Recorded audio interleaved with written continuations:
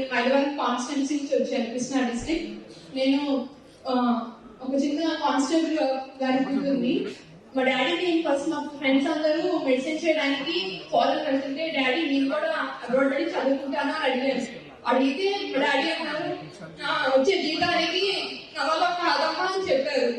So నేను అప్పుడు అనుకున్నాను, సో నాకు అబ్రాడ్ వెళ్ళే ఛాన్స్ ఉండదు, ఇక నేను అగ్రీని ఎక్కడితో స్టాప్ చేసుకుంటే బెటర్ అని నేను అనుకున్నాను.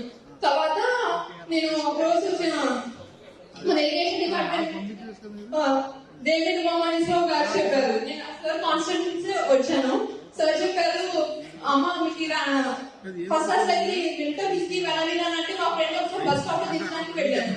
అప్పుడు ఆర్టీసీ బస్ స్టాప్ లో విన్నాను ఎస్సీ ఎస్టీ స్టూడెంట్స్ కి 6 lakhs కంటే తక్కువ ఇన్కమ్ ఉన్న పిల్లలకి 10 lakhs స్కాలర్షిప్ ఇచ్చి గవర్నమెంట్ వంటి ఫర్దర్ అబ్రాడ్ వెళ్ళడానికి హెల్ప్ చేస్తుంది అనగానే చాలా హ్యాపీగా ఫీల్ అయ్యాను. స్కీమ్ అయితే విన్నాను, కానీ ఎలా ప్రాసెస్ చేసుకోవాలనే విషయం నాకు తెలియదు. సార్ని కలిసాను. సార్ని కలిస్తే నీకు హెల్ప్ చేస్తాను కంపల్సరీ, సార్ రిపోర్ట్స్ చెప్తాను, సార్ హెల్ప్ చేస్తారు, so you can fulfil your dream అని చెప్పారు. I'm very thankful to you sir, and very much thankful to chief minister for giving us this opportunity to fulfill our dreams. Thank you very much sir.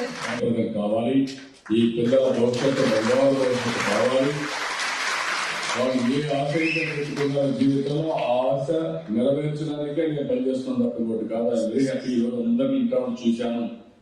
ఒక్కొక్కరు ఆశీస్సులు కానీ, ఒక్కొక్కరు వాళ్ళ యొక్క జీవితంలో ఆశలు కానీ, ఇవన్నీ నాకైతే చాలా ఆనందంగా ఉంది. అందుకని వాళ్ళే మాట్లాడుకుంటున్నాం. ఈ పిల్లలు చూస్తే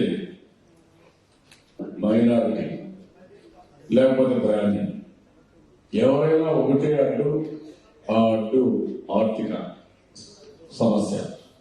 ఆర్థిక సమస్య అధిగమిస్తే ఈ పిల్లలు మట్టిలో మనక్యాలు ప్రపంచాన్ని జయించే శక్తి భారతదేశంలో పిల్లలు అందులో స్థానం ఉంటుంది.